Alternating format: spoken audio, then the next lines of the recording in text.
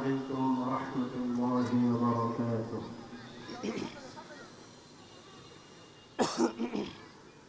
الحمد لله نحمده ونستعينه ونستغفره ونعوذ بالله من شرور أنفسنا ومن سيئات أعمالنا. من يهده الله فلا مضل له ومن يضلله فلا هادي له. ونشهد أن لا إله إلا الله وحده لا شريك له. ونشهد أن سيدنا وسندنا وحبيب ربنا وطبيبنا وطبيب قلوبنا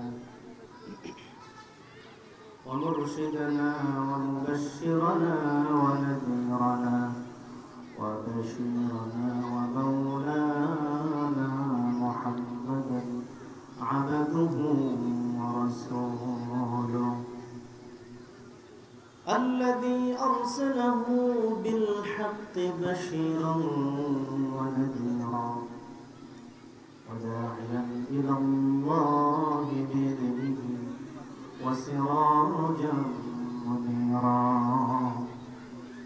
أما بعد فقد قال الله تعالى في كلامه المجيد وفي فرقانه الحميد.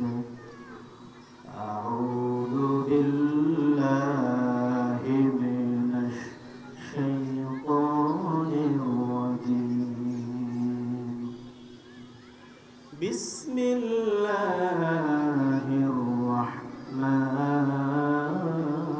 الرحيم. وما هذه الحياة الدنيا إلا لهو ولعب وإن الدار الآخرة لهي الحيوان لو كانوا يعلمون. وقال الله تبارك وتعالى في آية أخرى وما الحياة الدنيا إلا متاع الغرور.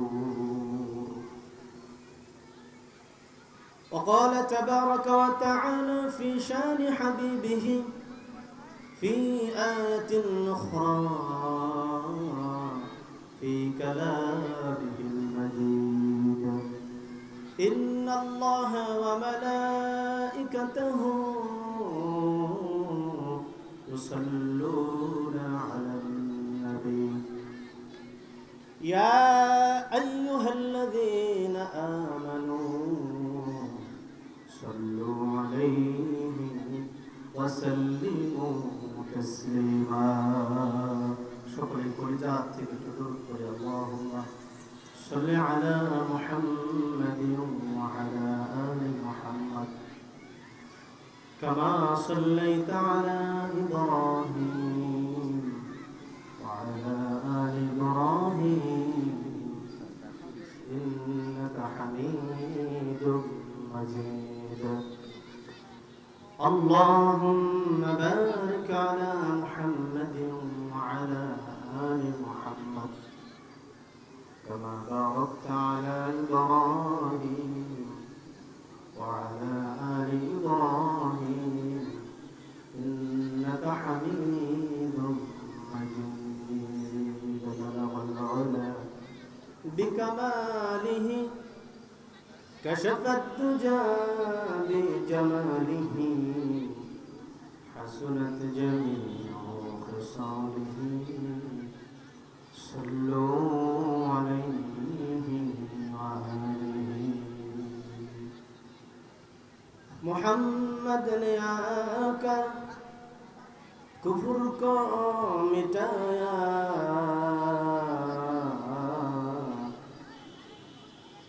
मोहम्मद ने आकर कुफ्र को मिटाया,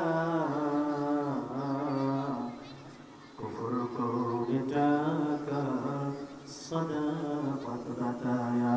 बलगल उला बिकमालिही कशफत दुजा बिजमालिही हसनत जमीउ खिसालिही सल्लु अलैहि व आलिहि।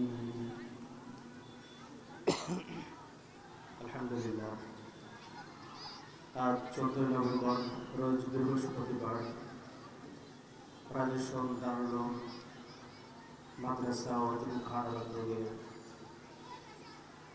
আজকের অনুষ্ঠিত মাহফিলের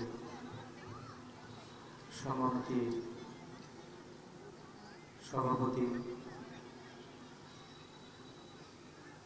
দেশের দূর দূরান্ত থেকে কোরআন ও হাদিসের আলোকে নসিহত পেশ করবেন বুজুর্গ ওলামায়ে কেরাম। তার পূর্বক্ষণে আল্লাহ রাব্বুল আলামিন আমার মতো নগণ্য অযোগ্য গোলামকে তার পবিত্র কালামের কথা বলবার জন্য, তার দ্বীনের কাজে ব্যবহারের জন্য নির্বাচন করেছেন। এজন্য আমি নিজে এবং আমার সামনে উপবিষ্ট মুসল্লি ভাইদেরকে নিয়ে রব্বে করিমের আলিশান দরবারে হৃদয়ের গভীর থেকে, অন্তরের অন্তঃকরণ থেকে সবটুকু শ্রদ্ধা ভালোবাসা একত্রিত করে বিনয়বনত চিত্তে কালিমাত শুকর আদায় করতে চাই যে আল্লাহ রাব্বুল আলামিন